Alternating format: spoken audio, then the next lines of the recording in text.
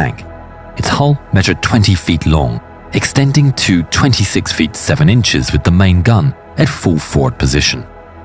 The tank was 9 feet 10 inches wide and 8 feet 10 inches tall.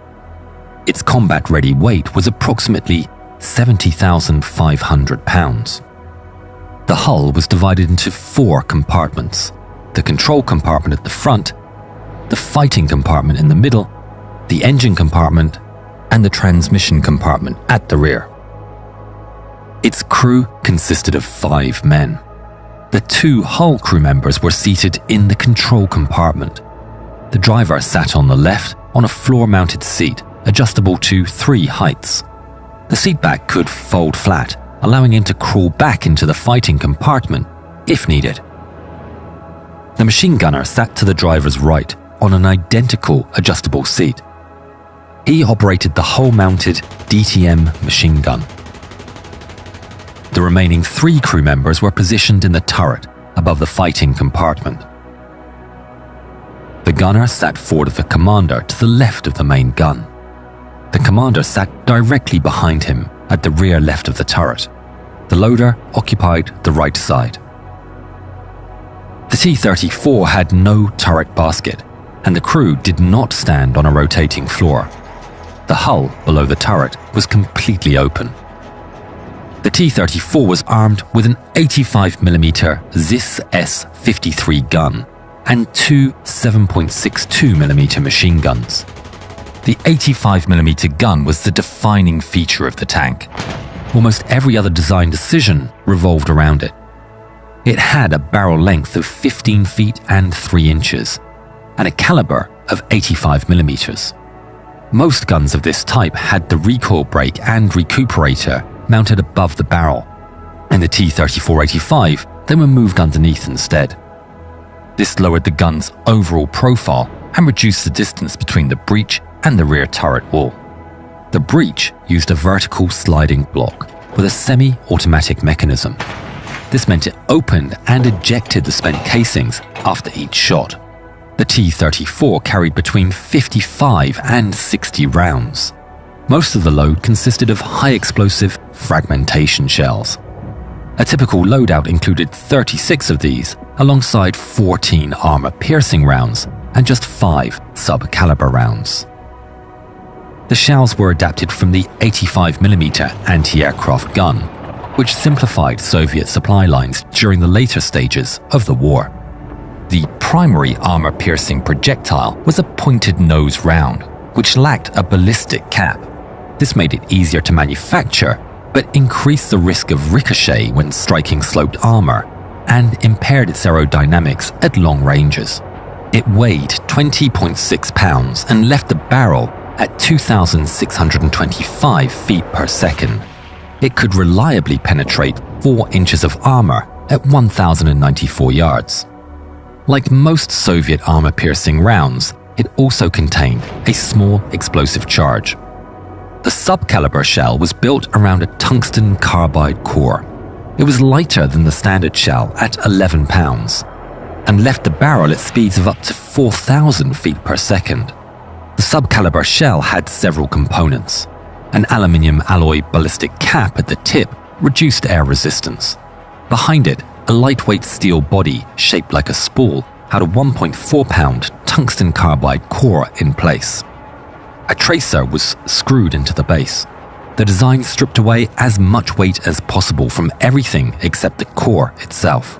This allowed the powder charge to accelerate the shell to nearly twice the muzzle velocity of a standard round. On impact, the steel body was crushed against the armor plate. The tungsten core carried the concentrated kinetic energy forward and punched through the armor. At 547 yards, it could penetrate between 5.4 and 5.5 inches of armor, enough to punch through the side plate of a King Tiger.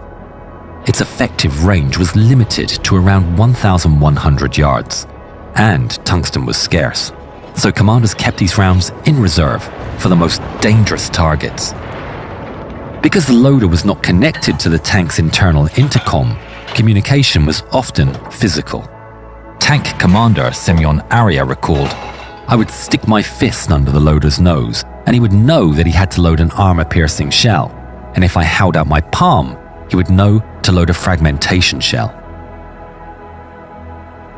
The gun was fired electrically using a lever on the gunner's elevation handwheel. If that failed, a pull handle on the left side of the breech could be used as a mechanical backup. The gunner grabbed it and pulled down with his right hand. Firing the gun carried real risks for the loader. The breech recoiled between 11 and 12.6 inches, and a direct blow in that confined space could easily break an arm or even kill. To prevent this, the gun featured a safety button on its right side. The loader had to move clear and press the button before the gunner could fire. A long guard with shields was also fitted to the breech to help keep the crew out of the path of the recoil. The 85mm rounds required a much larger propellant charge, nearly 3 times the size of the charge used in the previous tank variation. That meant far more fumes inside the turret. 2 ventilation fans were positioned at the rear of the roof, but they struggled to clear the gases during sustained firing. The loader was the most exposed and could even lose consciousness during prolonged engagements. The fire rate was said to be 6 to 10 rounds per minute, though in practice, the actual combat rate was around 3 to 4. The gunner aimed using the TSH-16, a telescopic sight designed specifically for the 85mm gun. It had a fixed magnification of 4 times and a field view of 16 degrees with a maximum aiming range of up to 2.36 miles. The TSH-16 had 2 main parts. The front of the sight was fixed to the gun cradle and moved with the barrel.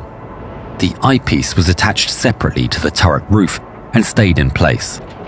This meant the gunner's eye position stayed the same no matter how the gun moved. The sight featured several vertical range scales on a glass plate, each corresponding to a different shell type. The gunner could set the range by rotating a handwheel. This moved the glass plate vertically until the correct range mark aligned with a fixed reference line. The reticle included a central chevron for stationary targets and additional lateral marks for moving ones. This gave the gunner a basic way to estimate range without a dedicated rangefinder. The T-34 was equipped with 2 7.62mm Degtyaryov modernized tank machine guns, or DTMs. The DTM was a tank-adapted version of the standard Degtyaryov infantry machine gun, fed from a drum magazine holding 63 rounds. The tank carried 30 of these magazines in total, giving a combined ammunition load of between 1,890 and 1,953 rounds. The first DTM was mounted in the turret, immediately to the right of the main gun. It was fixed to the gun cradle, so it pointed wherever the barrel pointed. The gunner fired the machine gun electrically using the same trigger lever on his elevation handwheel that he used for the 85mm. 2 toggle switches on top of the elevation mechanism let him select which weapon the circuit was connected to. The second DTM was mounted in a ball mount on the right side of the front hull plate, operated by the machine gunner seated to the right of the driver. Its field of fire was limited, approximately 12 degrees to the left and right, 16 degrees of elevation, and 6 degrees of depression. The machine gunner aimed through a PPU-8T telescopic sight with 2 times magnification. His view of the battlefield was severely restricted. A target was difficult to locate at all unless it was almost directly in front of the tank. If the tank encountered a position it could not overcome, the commander could trigger 2 tank-adapted naval MDSH smoke canisters mounted on the rear hull. They produced a dense white cloud within seconds. The cloud lasted up to 10 minutes, enough to mask withdrawal or cover the tanks following behind. The T-34 was designed to operate alongside infantry and exploit breakthroughs at speed. Its armor reflected that role. The hull was designed in such a way that it allowed it